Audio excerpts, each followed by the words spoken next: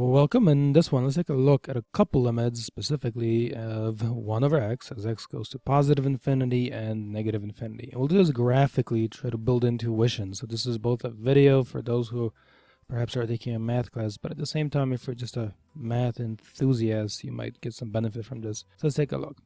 This represents the graph of 1 over x, but only within the first quadrant, because I want to focus on the behavior of the function within this quadrant. Here, the x and the y are both positive. So I grab an input like 2. There's nothing special about choosing that input. I've just chosen an input to begin somewhere, because I want to look at a pattern. So when 2 goes in, take a look, 1/2 comes out. And then when x slides over to 5, what comes out is 1/5. And then when x slides over to 10, what comes out along the vertical is 1/10. So I hope you're seeing the pattern so far, which is that as x goes towards positive infinity, it's increasing in values. You see that the values output along the vertical decrease. Let's do this a couple more times. Take a look. When x is 20, what comes out is 1/20th. When x is 50, what comes out is 1/50th. When x is 100, what comes out is 1/100th.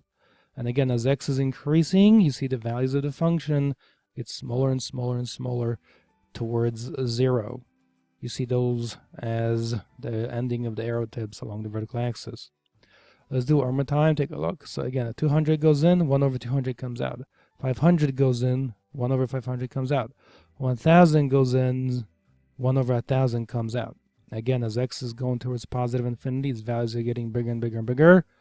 The values of the function, the outputs along the vertical, are decreasing.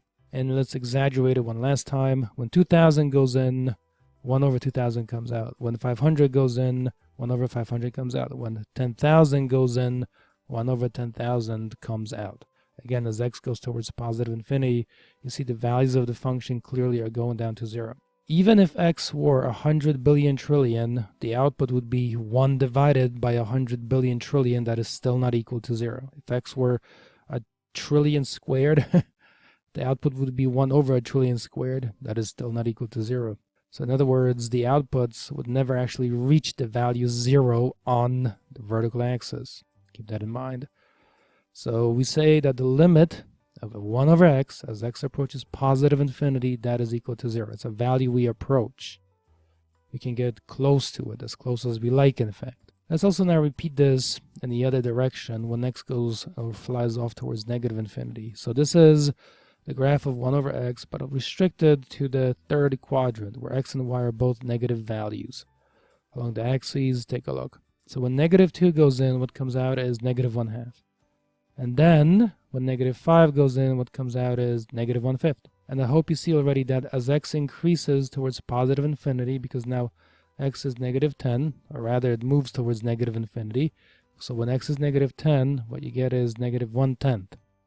So you see that as x goes towards negative infinity, you see the values of the function seem to slide up towards 0 this time. In the previous case, remember, they slid it down towards 0. Here they seem to be sliding up towards 0. Let's do this one more time. Take a look. When negative 20 goes in, negative 1/20th comes out. When negative 50 goes in, negative 1/50th comes out. When negative 100 goes in, negative 100th comes out. And again, as x goes towards negative infinity, the values of the function seem to be sliding towards 0. One last time.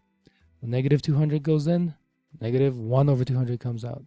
When negative 500 goes in, negative 1 over 500 comes out. When negative 1000 goes in, negative 1 over 1000 comes out. And again, as x goes towards negative infinity, you see the values of the function sliding along the y-axis, approaching 0, but this time clearly from below.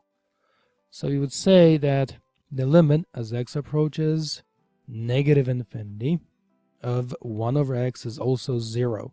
So the limits are the same in this case and in the previous one, for the reasons I've just illustrated using simple graphical methods. Thanks so much for watching. I hope it's been helpful. You've learned something. I'll see you in another video. Please leave a like.